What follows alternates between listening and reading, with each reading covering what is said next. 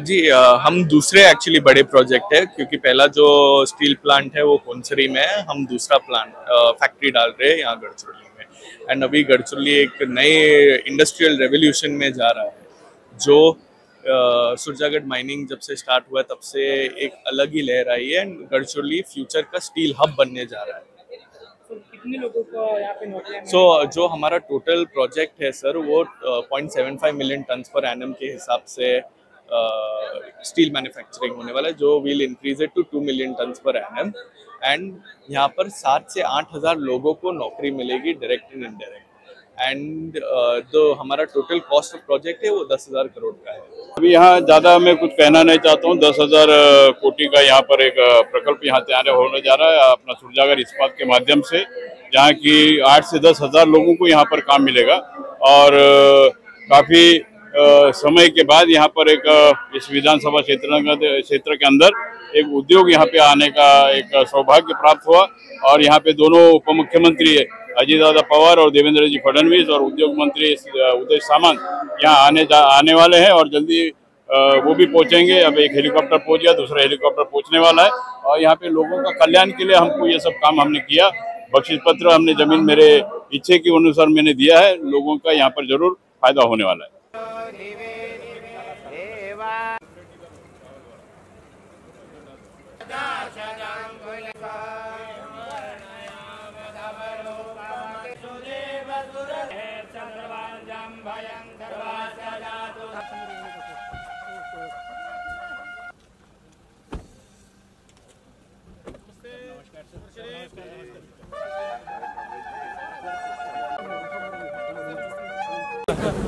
आगे चला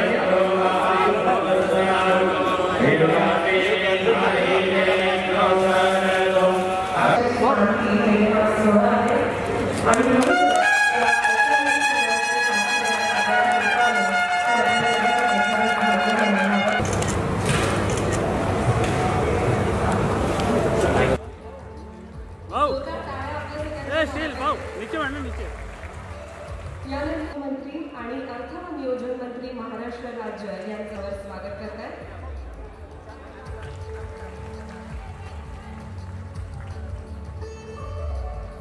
मी आमंत्रित करते श्रीमती शीतल सोनानी यांना। यानंतर मी विनंती करते श्रीमती नीतू जोशी यांना। त्यांनी माननीय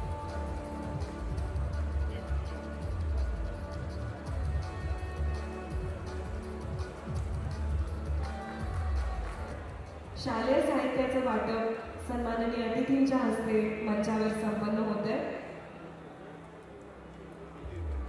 त्यानंतर या भागाचा सर्वात मोठ्या विद्यार्थ्यांना शालेय साहित्याचं वाटप सन्माननीय अतिथींच्या हस्ते होतं। एकदा जोरदार टाळ्या आपल्या सगळ्या विद्यार्थी मित्रांसाठी आणि सगळ्या अतिथींसाठी झाल्या पाहिजेत। तसंच या भागातली जी मेडिकल फॅसिलिटीज आहेत त्या सुधारण्यासाठी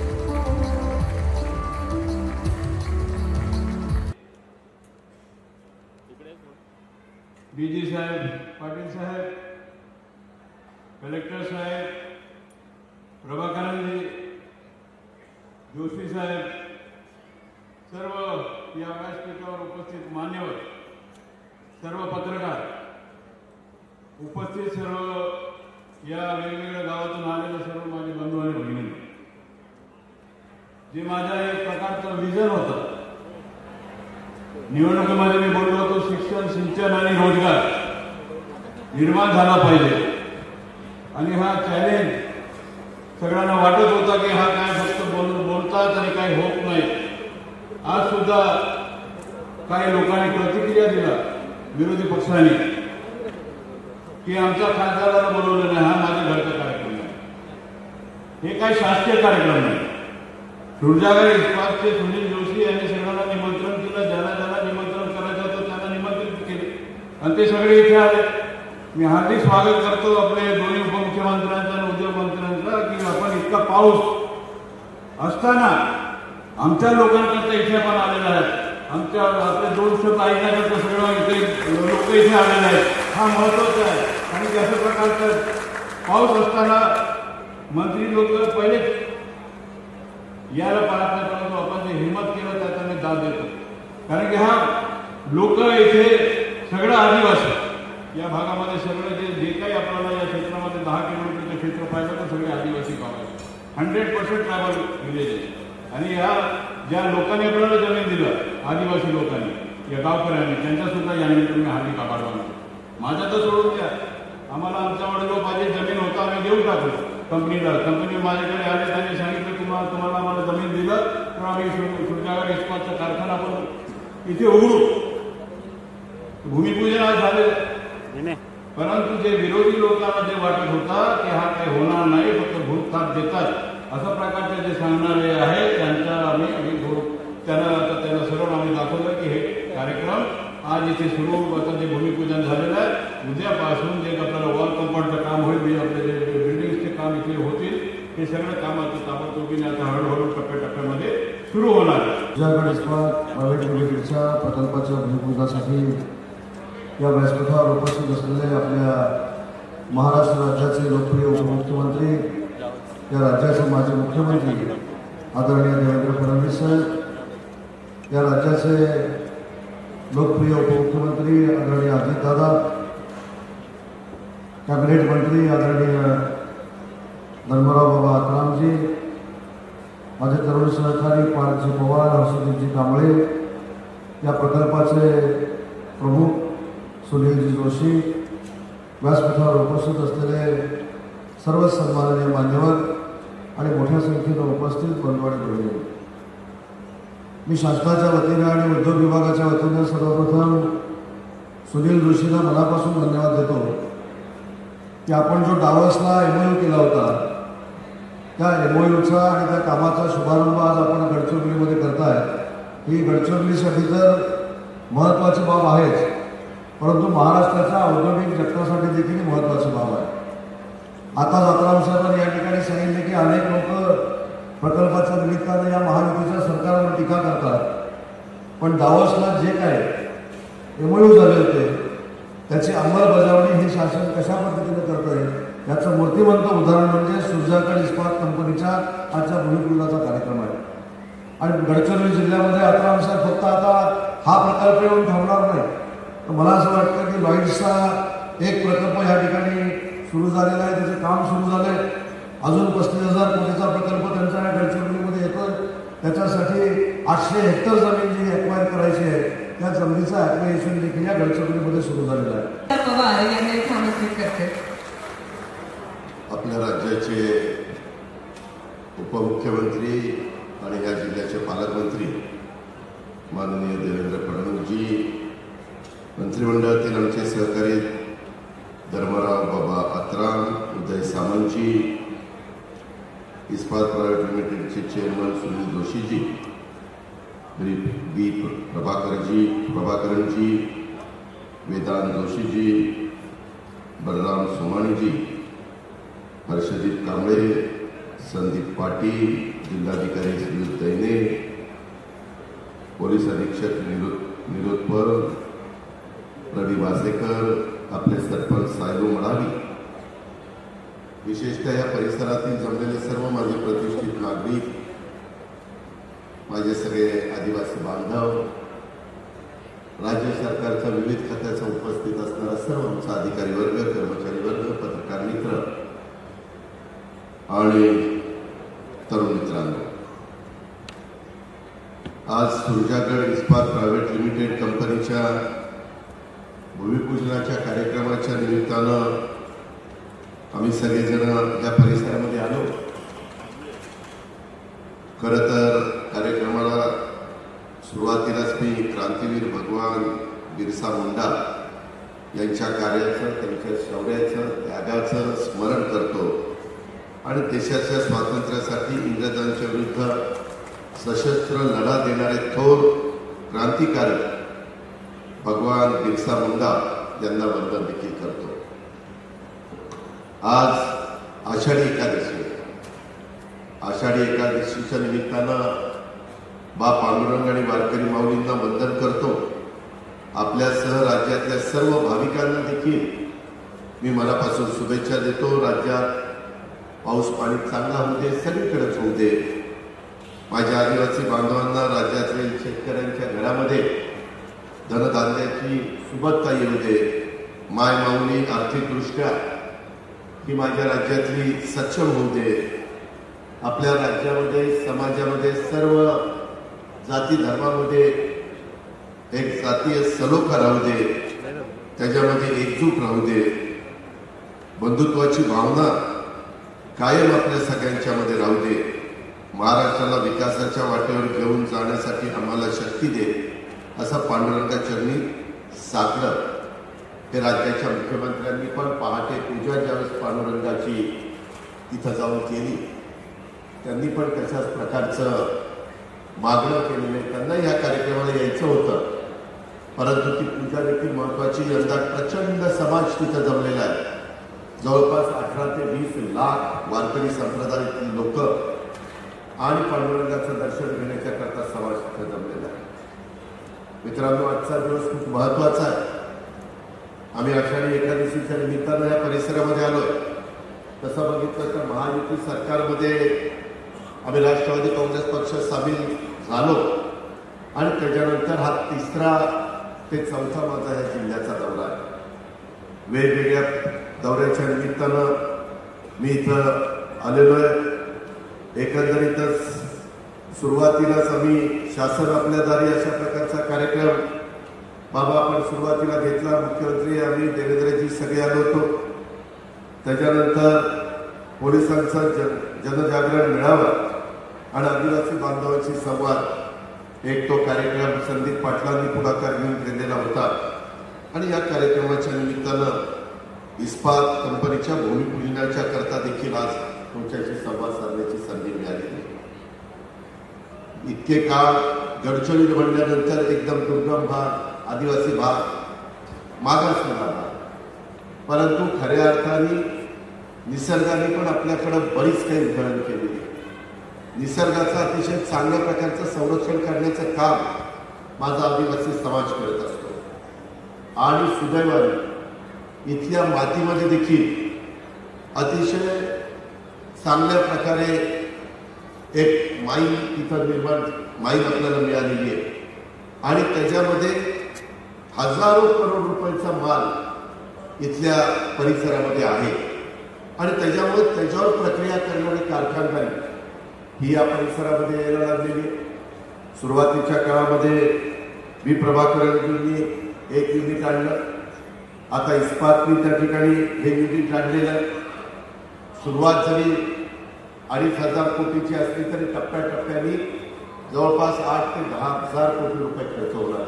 फडणवीस विदर्भ भूषण आणि महाराष्ट्राचे गृहमंत्री, गडचिरोली जिल्ह्याचे पालकमंत्री, जोरदार टाळ्यांनी स्वागत करूया माननीय देवेंद्र फडणवीस यांचं.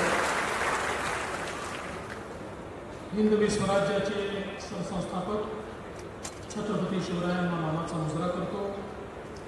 भारतीय राज्यघटनेचे शिल्पकार भारतरत्न डॉक्टर बाबासाहेब आंबेडकर यांना मानवंदना अर्पित करतो. त्याचप्रमाणे भगवान बिरसा मुंडा यांनाही नमन करतो.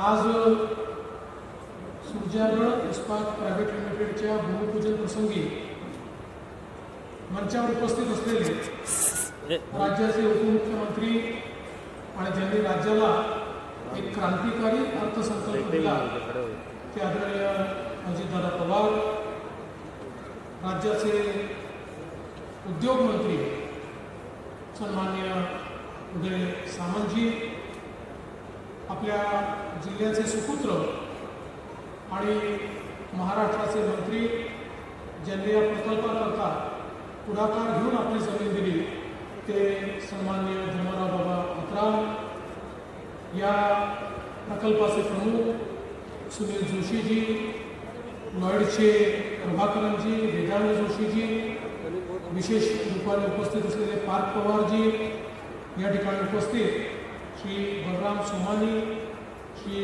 संदीप शिरखेडकर, आपले उद्योग सचिव हर्षदीप कांबळे, आयजी संदीप पाटील, श्री जिल्हाधिकारी संजय बेने, श्री निलोत्पल आपले SP, त्याचप्रमाणे सरपंच साहेब मडावी, मंचावरील सर्व मान्यवर आणि या ठिकाणी उपस्थित असलेल्या माझ्या सर्व माता भगिनी आणि बंधूंनो, सर्वप्रथम आपल्या सर्वांना आषाढी एकादशीच्या मी खूप शुभेच्छा देतो आणि पांडुरंगाला विठ्ठलाला प्रार्थना करतो की आपल्या राज्याला आणि आपल्या गडचिरोलीला पुढे नेण्याकरता आणि राज्याच्या जनसामान्यांचा विकास होण्याकरता पांडुरंगाने आपल्याला आशीर्वाद द्यावा आणि आम्हाला सगळ्यांना शक्ती द्यावी. खरं म्हणजे आजचा दिवस हा अतिशय ऐतिहासिक अशा प्रकारचा दिवस आहे. ज्याला आपण कालचक्र म्हणतो, ते कालचक्र कसं फिरतं हे आजच्या दिवसाला आपल्याला पाहायला मिळतं. कारण 40 वर्षापूर्वी 1984 साली याच भागामध्ये माओवाद्यांनी सर्वात मोठं अधिवेशन घेतलं होतं आणि त्या अधिवेशनात त्यांनी जाहीर केलं होतं की भारताचं संविधान आम्हाला मान्य नाही, भारताची लोकशाही आम्हाला मान्य नाही, भारताचं आणि महाराष्ट्रातलं सरकार आम्हाला मान्य नाही आणि आम्ही आमचं सरकार चालवणार आणि आम्ही आमचं राज्य प्रस्थापित करणार. आणि त्यानंतर आपण सगळ्यांनी बघितलं की माओवादांनी ग्रसित असलेला गडचिरोली जिल्हा विकासामध्ये मागे मागेच जात गेला आणि खऱ्या अर्थानं जनसामान्यांच्या जीवावर या ठिकाणी मुठभर लोकांनी केवळ आपलं स्वतःचं भलं केलं, पण त्या सामान्य आदिवासीचं, त्या सामान्य दलिताचं, त्या सामान्य माणसाचं भलं मात्र होऊ शकलं नाही. आज 40 वर्षानंतर त्याच ठिकाणी त्या सामान्य आदिवासीच्या हाताला काम देण्याकरता आणि त्याला समृद्ध करण्याकरता हे भूमिपूजन या ठिकाणी होत आहे आणि अतिशय चांगला प्रकल्प सुरजागड इस्पातचा या ठिकाणी आपण तयार करतोय. भारताच्या संविधानाची ताकद काय आहे हे आजच्या कार्यक्रमातून आपल्याला पाहायला मिळत आहे. आणि म्हणून बंधू भगिनींनो, मला अतिशय आनंद आहे की आज आपल्याकडे ही जवळपास 10,000 कोटी रुपयाची गुंतवणूक या ठिकाणी होते आणि जवळपास जेव्हा हे सगळं काम पूर्ण होईल 8 दशलक्ष टन एवढी या ठिकाणी कॅपॅसिटी तयार होणार आहे. यापूर्वी लॉयड्सनी जी काही इन्व्हेस्टमेंट केली आहे त्याच्यामध्ये 4 दशलक्ष टन एवढी कॅपॅसिटी उभी होते. ही दोन्ही कॅपॅसिटी उभी राहिल्यानंतर जे मी सातत्याने सांगायचो की गडचिरोलीला आम्हाला स्टील सिटी ऑफ इंडिया करायचं आहे, हे दोन्ही तयार झाल्यानंतर देशाच्या 30% उत्पादन एकट्या गडचिरोलीमध्ये होईल. इतकी मोठी कॅपॅसिटी या गडचिरोलीमध्ये या ठिकाणी उभी राहते आहे. हे देखील खरं म्हणजे आपण सगळ्यांनी लक्षात घेतलं पाहिजे. ज्यावेळी मी मुख्यमंत्री झालो त्यावेळी मी घोषणा केली होती की आम्हाला गडचिरोलीला महाराष्ट्रातला शेवटचा जिल्हा असं जे संबोधलं जातं ते संपवायचं आहे. हा महाराष्ट्रातला शेवटचा जिल्हा नाही आहे, हा महाराष्ट्रातला पहिला जिल्हा आहे. महाराष्ट्राची सुरुवात ही गडचिरोलीपासून होते, त्यामुळे शेवटचा जिल्हा म्हणून जे उपेक्षित अशा प्रकारचं भाग्य या जिल्ह्याला लाभलं आहे त्यातनं आपल्याला गडचिरोलीला बाहेर काढायचं आहे. आणि मी प्रभाकरन, आपण या ठिकाणी आहात, मी तुमचं अभिनंदन करेन की सगळ्यात पहिल्यांदा तुम्ही हिमतीनं या ठिकाणी समोर आला आणि आम्ही सगळी मदत करता केली आणि त्यांनी पहिल्यांदा लॉयड्सचं इन्व्हेस्टमेंट केलं आणि त्यातनं हे दाखवलं की सामान्य माणसाला समृद्धी अफवांवर विश्वास न ठेवता लॉईड्सच्या परिसरात गेलं तर आपल्याला लक्षात येतं आमची सामान्य आदिवासी मुलगी देखील ट्रेनिंग घेऊन त्या ठिकाणी मोठ्या मोठ्या गाड्या चालवते, आमची मुलं त्या ठिकाणी चांगलं काम करत आहेत, त्या ठिकाणी खऱ्या अर्थानं मोठ्या प्रमाणात त्यांच्या जीवनामध्ये परिवर्तन झालेलं आज आपल्याला पाहायला मिळत आहे. स्थानिकांना रोजगार मिळालेला आपल्याला पाहायला मिळतोय. आणि आता आनंद आहे सुनील जोशीजी, तुम्ही हा निर्णय घेतला आणि या ठिकाणी आता हा इतका मोठा उद्योग तुम्ही लावता आणि तुम्ही देखील, मी बाबा तुमचं अभिनंदन करेन.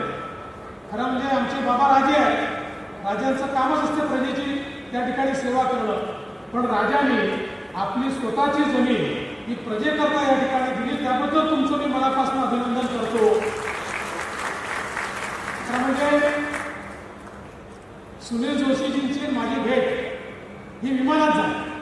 आम्ही दोघे परदेशात जात होतो आणि विमानातच चर्चा झाली आणि विमानातच त्यांनी सांगितलं की आता आपल्याला तुम्ही सांगता तशी इन्व्हेस्टमेंट करायची आहे. आणि मी खरोखर या ठिकाणी आमचे उद्योग सचिव आणि उद्योग मंत्री दोघांचे आभार मानले की आपण अत्यंत वेगाने या संदर्भातले निर्णय घेतले. अर्थात कौस्तुभ त्याचा फॉलोअप करतच होता, पण आपण अत्यंत वेगाने निर्णय घेतले. शेवटी आपल्या इन्व्हेस्टरला आपण जर त्या ठिकाणी लवकर निर्णय घेऊन त्याचा आत्मविश्वास वाढवला तर ते निश्चितपणे काम करतात. या ठिकाणी योग्य वेळी ते सुनील जोशीजी घोषणा करतीलच, पण आपल्या या सगळ्या गतीला पाहिल्यानंतर त्यांनी आता दुसऱ्या क्षेत्रातही इन्व्हेस्टमेंट करण्याचं ठरवलेलं आहे.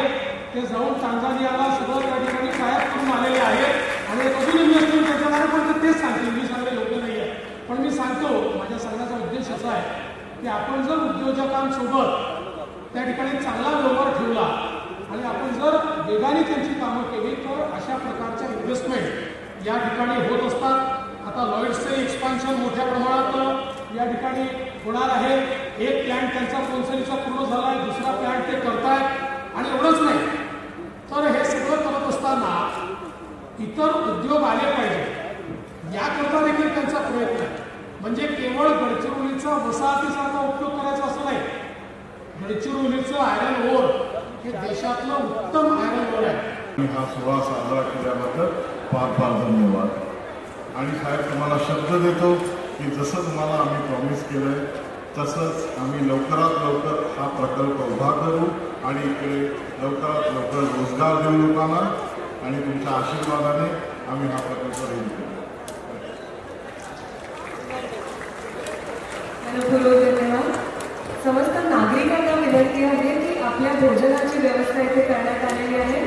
आपल्या आज हम सभी के लिए बहुत खुशी की बात है कि आषाढ़ी एकादशी के इस बहुत ही पवित्र दिवस पर गढ़चिरौली में 10,000 करोड़ के निवेश से integrated steel plant Surjagarh steel private limited इसका भूमि पूजन हमने किया है. इसके कारण यहाँ पर जो स्थानिक लोग हैं, आदिवासी है, इनको बहुत फायदा मिलेगा, इनको रोजगार मिलेगा. और सबसे महत्व की बात यह है कि करीब करीब 8 मिलियन टन इतना प्रोडक्शन इसका होने वाला है. 4 मिलियन टन का और प्रोडक्शन लॉयड्स के माध्यम से हो रहा है. चामोर्शी में भी करीब 35,000 करोड़ की इन्वेस्टमेंट वहां पर आ रही है, जिसमें 20,000 लोगों को रोजगार मिलने वाला है. और ये सारे प्रोजेक्ट्स हम जब कंप्लीट करेंगे तो महाराष्ट्र का जो स्टील प्रोडक्शन है उसका 30% स्टील प्रोडक्शन ये अकेला गढ़चिरौली करेगा.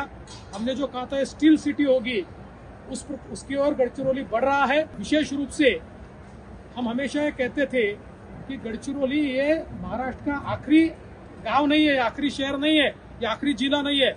वहां से महाराष्ट्र शुरू होता है, वो पहला जिला है. उस प्रकार से गढ़चिरौली को परिवर्तित करने का काम हमारे सरकार के माध्यम से हो रहा है.